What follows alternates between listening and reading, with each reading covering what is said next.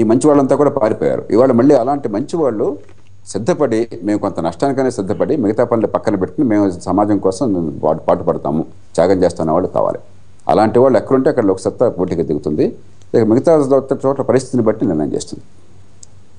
Okay అండి. JP గారు, బేసిక్గా మీరు యువత, రైతులు, మధ్యతరగతి, మహిళలు ఈ నాలుగు స్తంభాలని చెప్పి మీరు చాలా చోట్ల చెప్తా ఉంటారు. అవును. అంటే వీళ్ళలో మనకి అనుభవజ్ఞులు అనేవాళ్ళు ఎవరు లేరు. యువత కానీ, రైతులు కానీ, మధ్యతరగతి మహిళలు చూసినట్టయితే. సో నా అభిప్రాయం తప్ప, లేదంటే మీరు అనుభవజ్ఞులకి లేదంటే పెద్దవాళ్ళకి ఎందుకు అవకాశం ఇవ్వదలుచుకోలేదు?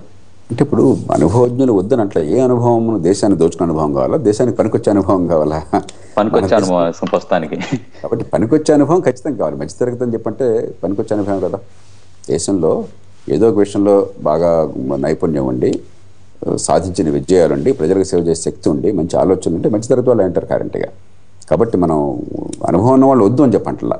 కానీ మారుతున్న సమాజంలో యువతకు అవకాశం కావాలి. మన దేశం అనుభవం పేరుతో 80 ఏళ్ళు రాకపోతే రాజకీయాన్ని పనుకోవడం అనుకుంటున్నాం, 60 ఏళ్ళు వచ్చిన అనుకుంటున్నాం రాజకీయంలో. అలా కాదు. ఇప్పుడు బ్రిటన్లో ఇవాళ 39 ఏళ్ళకి అతను కెమెరాన్ ప్రతిపక్ష నాయకుడు అయ్యాడు, 42 ఏళ్ళకల్లా ప్రధానమంత్రి అయ్యాడు. మన దేశంలో 42 ఏళ్ళకి అసలు మీరు రాజకీయంలోకి రావడం, ఎమ్మెల్యే ఎంపీ కావడం అంటే అసాధ్యం అవుతుంది, ఒక నాయకుడు కొడుకో కూతురు అయితే తప్ప. అనుభవం కావాలి. కానీ ఇవాళ ప్రపంచంలో ఇవాళ టెక్నాలజీతో ఈ అనుభవాన్ని చాలా తేలిగ్గా మనం పంచుకోవచ్చు, నేర్చుకోవచ్చును. అలాగే చిన్న వయసులో గొప్ప అనుభవం ఉన్నవాళ్ళు, గొప్ప ఆలోచన వాళ్ళు, గొప్ప టెక్నాలజీ తీసుకున్న వాళ్ళు, గొప్ప స్ఫూర్తివంతమైనటువంటి గొప్ప పద్ధతులు ప్రవేశపెడుతున్న వాళ్ళు చాలామంది ఉన్నారు. వాళ్ళకి అవకాశం ఇట్లా మన అనుభవం పేరుతో. ఈ అనుభవం దేశానికి ఉద్ధరించాల. ఇంత అనుభవం ఉన్న వాళ్ళంతా గొప్ప పరిపాలన చేస్తే దేశం ఎట్లా ఎందుకుంటుందండి? దేశం నాశనం అవుతుంది కదా.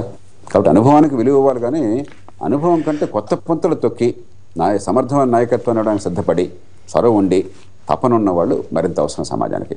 వాళ్ళ అనుభవం లేకున్నా కూడా ఈ చొరవ, తపన, ఈ నాయకత్వ లక్షణాలు ఉంటే వాళ్ళు ఖచ్చితంగా దేశానికి పనికొచ్చే వాళ్ళు అవుతారు.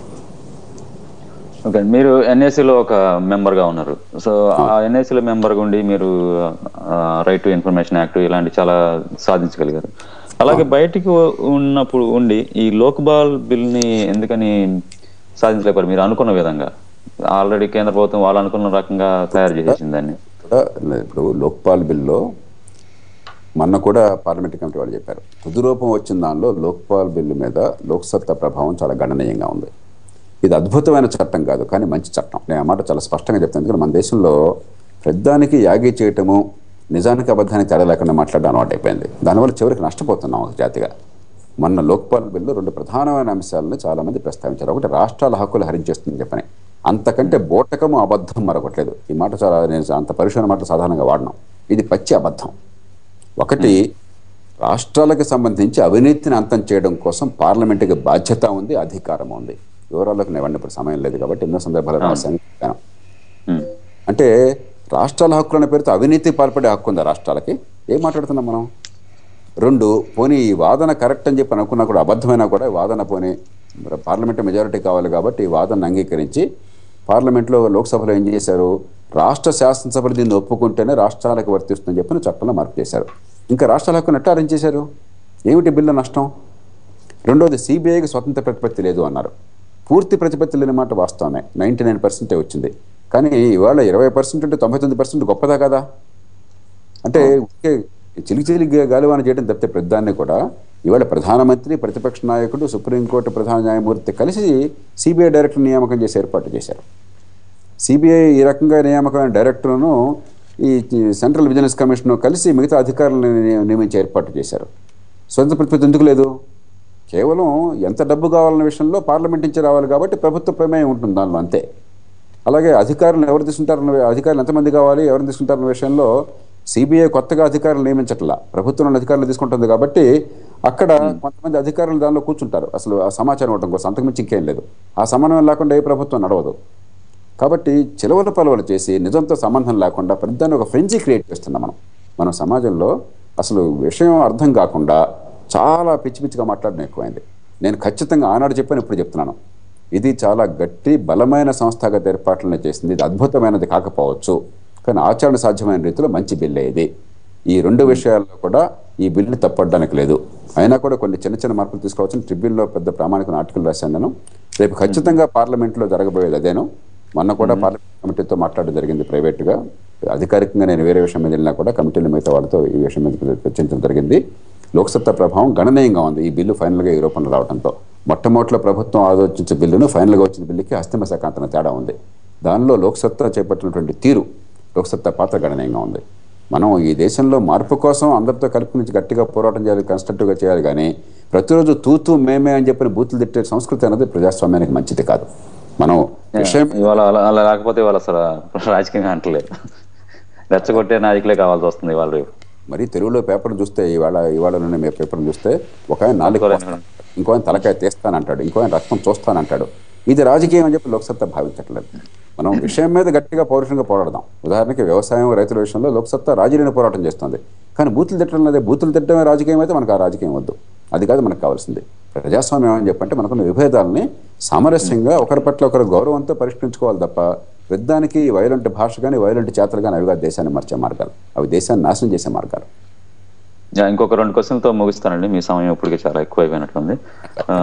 దాంట్లో ఒకటి, ఇప్పుడు సిబిఐ కానీ ఏసీబీ కానీ చేస్తున్న దాడులు, ఇప్పుడు ఆంధ్రప్రదేశ్లో అరెస్టులు చేయటాలు కానీ, లేకపోతే ఏసీబీ వాళ్ళు మద్యం మీద పడతాం కానీ, ఇవన్నీ చూసే సామాన్యుడు నాలాంటి వాడికి అది రాజకీయ కారణాల వల్ల అని చెప్పి క్లియర్గా అర్థమవుతుంది.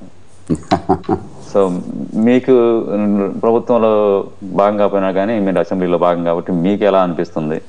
మీ తోటి సహచరులు అసెంబ్లీ ఎమ్మెల్యేలు ఏమనుకుంటారు? ఇప్పుడు గోపాల్ గారు, మన రాష్ట్రంలో భయంకరమైన అవినీతి జరుగుతోంది, అవునా కాదా? అది 100% నిజం. మరి అవినీతిని పట్టించుకోవట్లేదు అని చెప్పి అంటాం, పట్టించుకుంటే రాజకీయ కారణాలు అని చెప్పి అంటాం. మనం కొంచెం ఓపిక కావాలి. మనకి ఒక నిర్ణయం చేసే ముందు చాలా తొందరపాటు నిర్ణయాలకు వచ్చేస్తున్నాం మనం క్షణాల్లో. అసలు ఏమీ తెలియకుండానే అదిగో దున్నపోతేనే చూడడం కట్టేమంటున్నాం, అదిగో పులింటిదిగో తోకంటున్నాం. ఇది పద్ధతి కాదు. ఏదైనా సాక్ష్యాల ప్రకారం పోవాలి. ఎవరినైనా కూడా ఈవేళ నిజాయితీ పరుల్ని, దేశం కోసం సేవ చేసిన వాళ్ళని రాజకీయ కారణాలుగా ఇబ్బంది పెట్టారా, ఇబ్బందులు పాలు చేశారా, అబద్ధ సాక్ష్యాలను తీసుకుంటారా? అది లేనప్పుడు రాజకీయ కారణాలు ఏమిటంటే నేను దేశాన్ని దోచుకోవచ్చు కానీ నేను రాజకీయంగా ఉన్నాను కాబట్టి నన్ను పట్టించుకోకూడదా? అది ఎట్లా అవుతుందండి? మనం పూర్తిగా కేసు ఏ రూపంలో వస్తుందో చూద్దాం. మనం ఆ రూపంలో వచ్చిన తర్వాత ఇంతే కాదండి, ఇంకా మిగతా వాళ్ళు కూడా అవినీతి పరులు ఉన్నారు, వాళ్ళని ఎందుకు పట్టుకోలేదు గట్టిగా ఉందాం, మనం గుర్తెత్తుదాం. అంతేగాని అసలు రోజు ఒక పేపర్ చదివితే మనకి అర్థం కాని పరిస్థితి ఉంది. ఒక్కొక్క పేపర్లో ఒక రకమైన వర్షన్ కనపడతా ఉంటుంది. ఏంటంటే ఇష్టం వచ్చినట్టుగా మనం మాట్లాడడం అలవాటు అయిపోయింది. వేల కోట్ల రూపాయల అవినీతి ఉందని తెలిసిన తర్వాత అవినీతిని పట్టుకోవడం కోసం ప్రయత్నం జరుగుతున్నప్పుడు దాని పక్కన మనం నిలబడాలి. అక్కడ దానిలో పొరపాటు జరిగితే పొరపాటును సవరించాలి. అట్లాగే కేవలం కొంతమంది మీద కనుక అస్త్రం సాధిస్తే కొంతమంది మీద కదా, ఇంతే అవినీతి ఇంకా మిత్రులు కూడా చేశారు, అందరిని పట్టుకోవడానికి గట్టిగా చెప్పాలి. అంతేగాని వాడిని పట్టుకోలేదు కాబట్టి వీడిని పట్టుకోపోకండి అని చెప్పనే సమస్య చివరికి దేశంలో అందరినీ వదిలేసే పరిస్థితి వచ్చింది.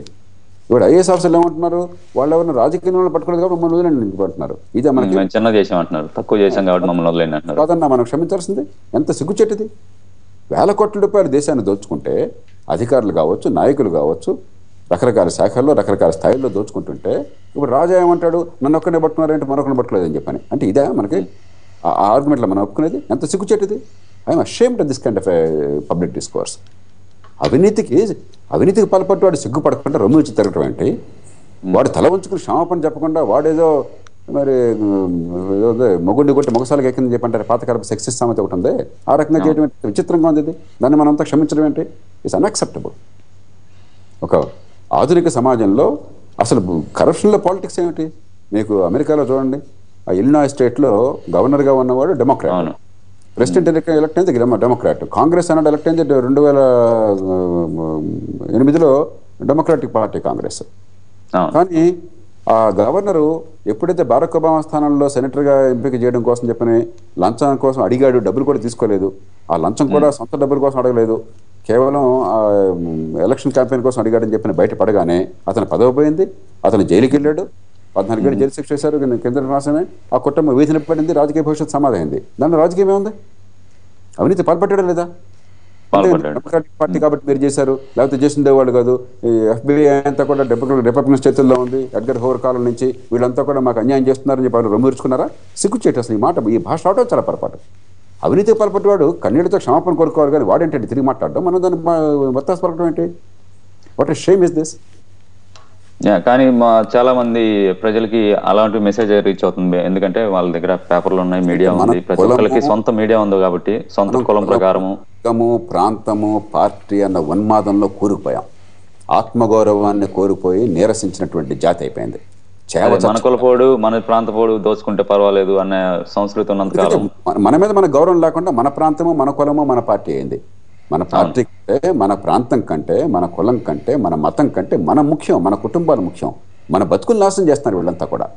ఈ ట్రైబలిజం ఉందే, ఈ ప్రైమోర్డియల్ లాయల్టీస్ ఉన్నాయో ఈ దేశాన్ని పూర్తిగా నాశనం చేస్తున్నాయి. వేల సంవత్సరాలుగా భారతదేశం నాశనమైంది, పరాయి పంచన పడింది కేవలం ఈ ట్రైబలిజం వల్ల, ఈ ప్రైమోర్డియల్ లాయల్టీస్ వల్ల, ఈ ద్వేషాల వల్ల. ఒకళ్ళ మీద ఒకళ్ళ ద్వేషంతో జాతి మొత్తాన్ని నాశనం చేసుకుంటున్నాం, ఒకళ్ళ వేళతో ఒకళ్ళు కళ్ళు పొడుచుకుంటున్నాం, మొత్తం లోకంతా గుడ్డితైపోతున్నది. కాబట్టి ఒక కులం పేరుతో దోచుకునేవాడు కులానికే న్యాయం చేయటంలా, వాడు కుటుంబానికి న్యాయం చేసుకుంటున్నాడు, దేశాన్ని మొత్తానికి అన్యాయం చేస్తున్నాడు. ఓ మతం పేరుతో దేశాన్ని అన్యాయం చేసేవాడు ఆ మతానికే న్యాయం చేయట్లా, ఆ మతం పేరుతో దోచుకుంటున్నాడు అంతే. అది అర్థం చేసుకుని మన కోసం మన బతకడం మొదలెడితే ఇలాంటి పిచ్చి ఆలోచనలన్నీ పోతాయి. నేను కొంచెం కఠినంగా మాట్లాడడం ఎందుకంటే కనీసం అమెరికా నుంచి, బ్రిటన్ నుంచో, మిగతా దేశాల నుంచి మీరు సందేశాన్ని స్పష్టంగా పంపించాలి. ఇలాంటి మూర్ఖపు వాదనల్ని మనం కట్టి పెట్టాలి. మన భవిష్యత్తును మనం ఆలోచించాలి తప్ప వాడెవడో ఏం చేయడం మనకు అనవసరం. వాడు బతుకాడు చూసుకోవాలి, వాడు దేశాన్ని దోచుకున్నాడు, వాడికి ఎందుకు వచ్చింది? బాధపడేది మనం సామాన్యులు, నష్టపోతున్నాడు సామాన్యులు, కన్నీళ్ళు కారుస్తున్నాడు. ఏ ఆఫీస్కి వెళ్ళినా పని జరిగి చావదు, న్యాయంగా జరగాల్సిన వాళ్ళకి అందవు, లంచం లేకుండా ఏది జరగదు, మీ కాంట్రాక్ట్లో పాల్గొలేరు, మీకు గొప్ప టెక్నాలజీ ఉన్నా కూడా పరిశ్రమ పెట్టలేరు, మీరు లంచం ఇవ్వకుండా మీకు కనీసం ట్యాక్స్ రీఫండ్ కూడా రాదు. సామాన్యులు ఈ దేశంలో పలుకుబడి లేని వాళ్ళు, నిజాయితీగా ఉండేవాళ్ళు, లంచం పుచ్చుకునే వాళ్ళు, లంచం ఇవ్వని వాళ్ళు నష్టపోతున్నారు. వాళ్ళని గురించి బాధపడగల, లంచం పుచ్చుకునే వాళ్ళ గురించి బాధ ఏంటి నాకు అర్థం కాదు. దేశాన్ని దోచుకునే వాళ్ళ గురించి బాధ ఏంటి? వేల కోట్లు సంపాదించిన వాళ్ళ గురించి బాధ ఏంటి? ఇంకో 100 తరాల పాటు వాడు ఏం పని చేయకుండా తెగ తిన్నా కూడా కొండల్లాగా తరగని నిధులుంటే వాటి గురించి బాధ ఏంటి మనకు అర్థం కాదు. ఎంత మూర్ఖత్వంలో ఉన్నాం మన మంచి అంటే మనకు అర్థం కాకుండా. ఓకే అండి, లాస్ట్ క్వశ్చన్ ఈ రోజుకి మీకు.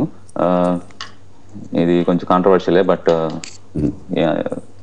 సంయుక్త రాష్ట్రంలో ఉన్నాం కాబట్టి మనం గత 2-3 సంవత్సరాల నుంచి కూడా మనకి తెలంగాణ పేరు మీద మనకు చాలా ఉద్యమాలు జరుగుతూ ఉన్నాయి, చాలా లాస్ అయింది అన్ని రకాలుగా. సో అందరికీ తెలిసిందే మీ స్టాండ్ గురించి. సో మా తెలుగు లిజనర్స్కి, ఈ తెలుగు రేడియో లిజనర్స్కి దీని గురించి మీరు ఏమైనా చెప్తారా? లోక్సత్తా స్పష్టంగా మొట్టమొదటి చెప్తుంది, ఒక చాలా సంక్లిష్టమైనటువంటి ఫెడరల్ వ్యవస్థలో ఒక రాష్ట్రం కావాలని కోరుకోవటం తప్పు కాదు, అలాగే రాష్ట్రాల పునర్వ్యవస్థీకరణ అవసరాన్ని బట్టి చేసుకోవడం తప్పు కాదు, లేదా భాషా ప్రయుక్త రాష్ట్రాలు చాలా కీలకమైనప్పుడు దాన్ని ఉండాలనుకోవడం తప్పు కాదు. ఇవన్నీ కూడా these are normal political arrangements. ఎక్కడ తప్పంటే దీనిలో ద్వేషాన్ని పెంచి, నా సమస్యలకు వేరెవరో కారణం అని చెప్పి అన్నది వాస్తవాలతో సంబంధం లేకుండా ద్వేషాన్ని పెంచినా, రెండు పక్కలా కూడా అర్థం పర్థం లేని వాదనలు చేసి సమాజంలో మొక్కలు చేసిన, లేకపోతే ప్రతిదానికి ఇదే పరిష్కారం, సమాఖ్యాంధ్ర పరిష్కారము లేకపోతే ప్రత్యేక తెలంగాణ పరిష్కారం, రెండు అబద్ధాలే. ఇవేం పైనేషే కాదు. మీకు ప్రత్యేక తెలంగాణ వచ్చినా లేకపోతే సమాఖ్యాంధ్ర కొనసాగినా కూడా ఇందాకంతా రైతుల సమస్య మాట్లాడుకున్నాం, ఈ సమస్య ఇట్లా కొనసాగుతున్నాయి. దీనిలో ప్రత్యేక రాష్ట్రంతో తేడా లేదు, సమైక్యాంధ్ర తేడా లేదు. సమైక్యాంధ్ర ఉద్ధరించదు, ప్రత్యేక రాష్ట్రం ఉద్ధరించదు. మౌలికమైన మార్పుని మనం తీసుకురాకుండా, అధికారాన్ని వికేంద్రీకరించకుండా, రాజకీయాన్ని మార్చకుండా, ఇవేమి పెద్ద అటైన తేడా లేదు.